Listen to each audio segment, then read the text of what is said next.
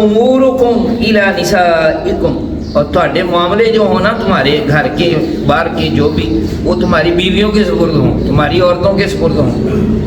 پھر کیا ہوگا؟ فَبَطْنُ الْأَرْضِ خَيْرٌ لَكُمْ مِنْ ظَهْرِهَا، تو تمہارے لیے زمین کا پیٹ، اس کی پشت، اس کے ظاہر اور سطح سے بہتر ہے۔ نحمدہ ونصلی ونسلم علی رسولہ الکریم، اما بعد فاعوذ باللہ من الشیطان الرجیم، بسم اللہ الرحمن الرحیم۔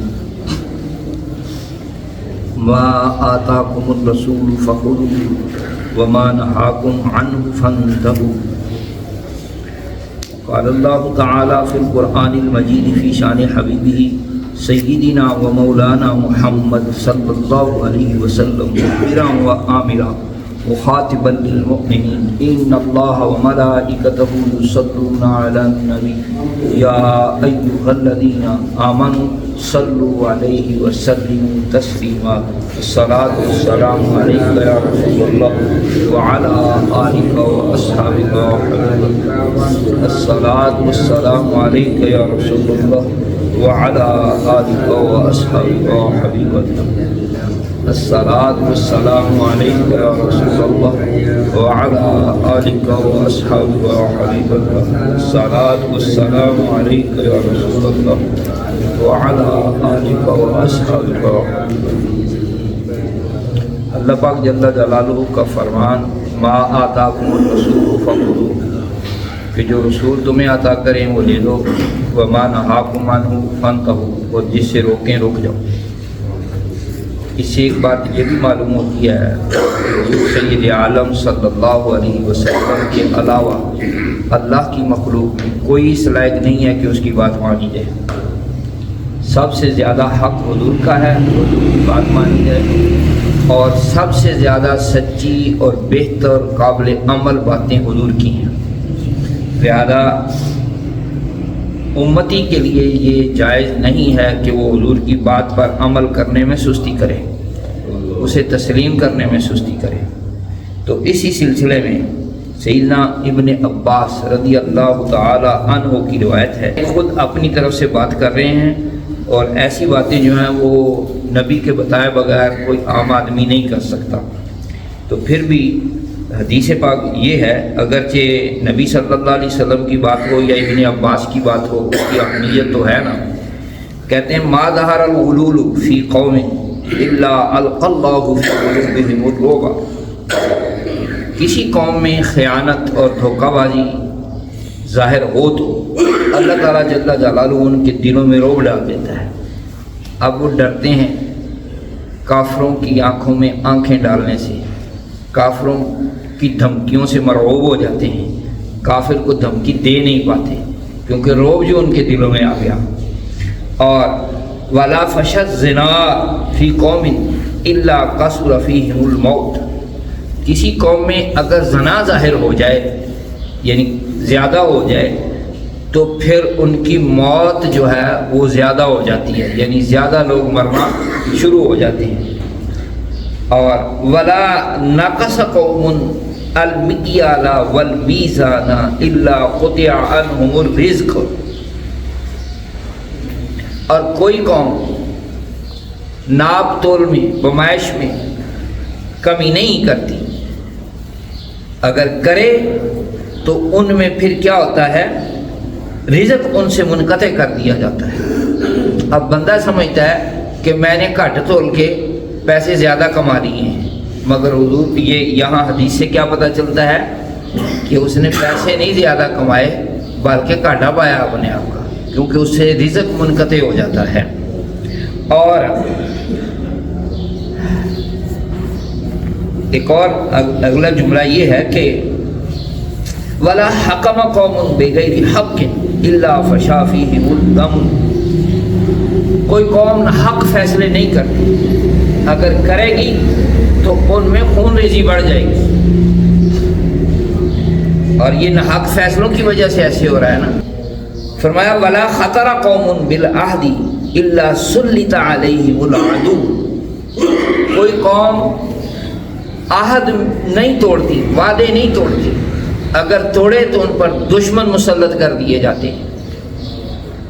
اس لیے یہ دشمن مسلط ہوئے ہوئے ہیں میڈیا کے اندر بھی، اور ظاہر بھی، باہر بھی، باطن بھی، ہر حوالے سے ہمارے اوپر مسلط ہوئے ہوئے ہیں، اور ہمارے حکمران ڈر رہے ہیں باوجود کہ ایٹمی بم موجود ہے۔ ہاں، اس لیے بھی ڈر رہے ہیں کہ کہیں کچھ ہو نہ جائے، یا ان کے پیسے جو ہیں ان میں کمی ہو نہ جائے۔ ہاں، وہ دیتے ہیں یہ کام کرو، یہ کام کرو، لو پیسے، یہ خود کھا جاتے ہیں۔ کام کریں نہ کریں، پیسوں کا کوئی پتہ نہیں چلتا کدھر گئے۔ اگر وہی پیسے جمع کر کے واپس لوٹاتے جائیں تو قرضہ پاکستان کا اتر سکتا ہے۔ سیدنا ابو ہریرہ رضی اللہ تعالیٰ عنہ سے روایت ہے، رسول اللہ صلی اللہ علیہ وسلم نے فرمایا، غور سے سننے والی بات ہے، اذا کان امراؤکم خیارکم، جب تمہارے حکمران تم میں سے بہترین لوگ ہوں، وَأَغْنِيَاؤُكُمْ سَمْحَاءَكُمْ، اور تمہارے مالدار سخی ہوں، وَأُمُورُكُمْ شُورَىٰ بَيْنَكُمْ، اور تمہارے معاملات تمہارے درمیان باہمی مشورے سے ہوں، فَظَهْرُ الْأَرْضِ خَيْرٌ لَكُمْ مِنْ بَطْنِهَا، تو زمین کی سطح اس کے پیٹ سے تمہارے لیے بہتر ہے، یعنی بہتر ہے کہ تم اوپر جیو، زمین میں نہ جاؤ۔ اور وَإِذَا كَانَ أُمَرَاؤُكُمْ شِرَارَكُمْ، اور جب تمہارے حکمران بدترین لوگ ہو جائیں، وَأَغْنِيَاؤُكُمْ بُخَلَاءَكُمْ، اور تمہارے مالدار کنجوس ہو جائیں۔ تو یہ شرار کیسے ہیں؟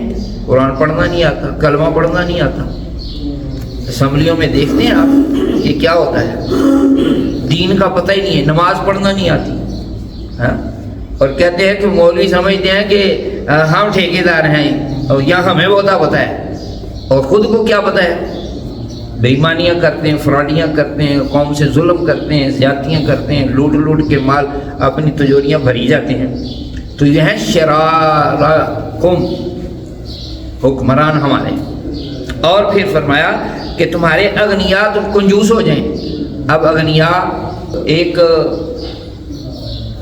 شادی کی خبر مجھے پہنچی، ویڈیو بنی، وہاں پہنچائی گئی، یہاں بوریاں بھر کے نوٹوں کی لے کے گئی، اتنے نوٹ ان پر لٹائے گئے، اور جب دین کا معاملہ آتا ہے تو 100 روپے کا نوٹ بھی بڑی مشکل سے نکلتا ہے۔ دیکھتے نہیں آپ، یہ مسجد میں چندہ کتنا اکٹھا ہوتا ہے، ہم نے اپیل کی تو چندہ ہوا اس بار 3950 روپے، وہ بھی 20 روپے میرے بیٹے نے دیے کہ ابو یہ میری طرف سے چندہ ڈال دیں۔ تو یہ ہمارے دین کا حال ہے، ہمارے عمراء کا حال ہے۔ تو کیا ہمارے عمراء ایسی حیثیت میں ہیں کہ اپیل کی جائے، مسجد بھری جائے تو اس میں اتنے پیسے ہوں؟ یہ کوئی پروگرام بنا کے نہیں آیا ہوں، حدیث آ گئی سامنے تو میں سنا رہا ہوں۔ اور پھر کیا کہا کہ تمہارے مالدار جو ہیں وہ کنجوس ہوں، وَأُمُورُكُمْ إِلَىٰ نِسَائِكُمْ، اور تمہارے معاملے جو ہوں نا، تمہارے گھر کے باہر کے جو بھی، وہ تمہاری بیویوں کے سپرد ہوں، تمہاری عورتوں کے سپرد ہوں۔ پھر کیا ہوگا؟ فَبَطْنُ الْأَرْضِ خَيْرٌ لَكُمْ مِنْ ظَهْرِهَا، تو تمہارے لیے زمین کا پیٹ اس کی پشت، اس کے ظاہر اور سطح سے بہتر ہے، یعنی انسان زمین کے اندر سما جانا چاہیے۔ تو گویا ہماری موت جب ہوگی ہمارے لیے بہتر ہو جائے گی کہ اللہ تعالیٰ نے فتنوں سے ہمیں بچا لیا۔ تو اور اس کی تفصیلات جو علماء نے شروحات بیان کی ہے وہ بھی اگر بیان کروں تو بات لمبی ہوتی ہے، تو میں مختصر صرف حدیث کے ترجمے پر اکتفا کرتا ہوں اور خاص بات کی طرف اشارہ کر دیتا ہوں۔